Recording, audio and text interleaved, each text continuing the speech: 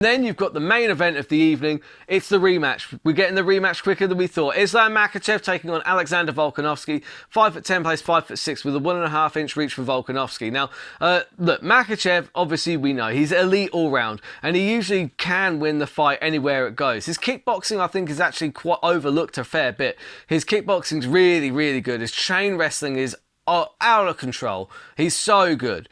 Volkanovski made him look human in the last fight. Now, look, Volkanovski, skill for skill, for me, I think he's one of the best that the world has ever seen. I really do. You watch his footwork against Max Holloway in that third fight, it's unbelievable. His footwork in the kickboxing is on a plane that we've not really seen. It's unbelievable. He gets in, he gets out without taking any damage whatsoever. His takedown defense is fantastic. His jiu-jitsu defense is unbelievable.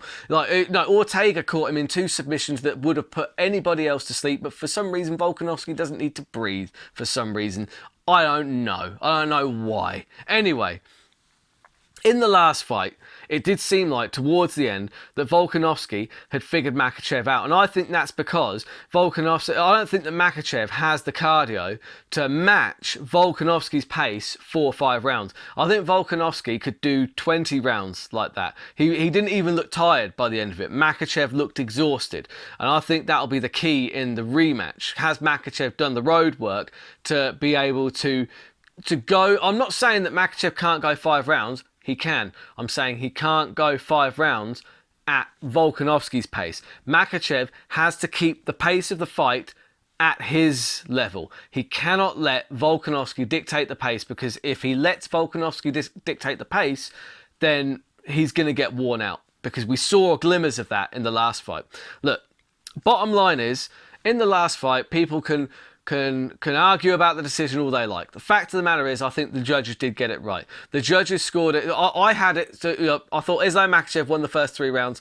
The last 2 rounds, I thought Volkanovski clearly won. Right? But judges' decisions aside, there was one man who was broken at the end of that fight, and it was not Alexander Volkanovski. It wasn't. There was one man asking for a rematch before the decision was read out, and it was not Alexander Volkanovski. Makhachev was demanding a rematch. Makhachev was the one that thought he had lost. He thought he had lost.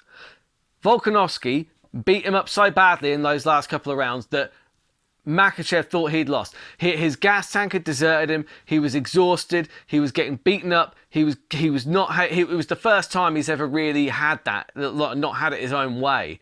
So that is a big thing for Volkanovski to be taking into the rematch. Volkanovski, had that fight have gone another 2 rounds, Volkanovski wins that. Like, the way that fight was going, the tide had turned. 1 more extra round, that's a draw.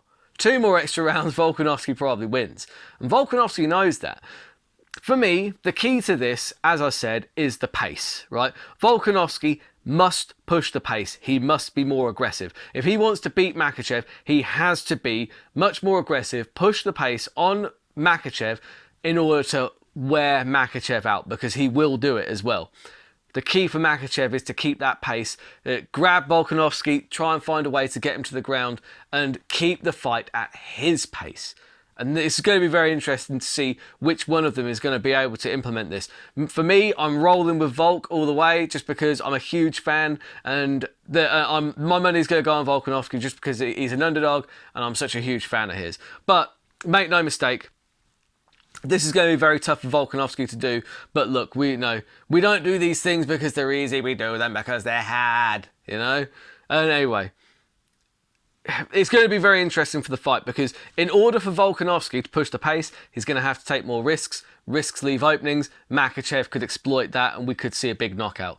But for me, I think that Volkanovski, his game plan has to be in Makhachev's face, push, push, push, bang, bang, bang, bang, just keep that pace on, wear him out, break him, because he broke his spirit in the last fight. He did. He broke him. He broke him, like, mentally, because he was so tired, and and that's when Volkanovski took over. So I cannot wait for this. I could talk about this fight all day, honestly, which is why I've overrun on my time. So, you know what? Sorry, not sorry.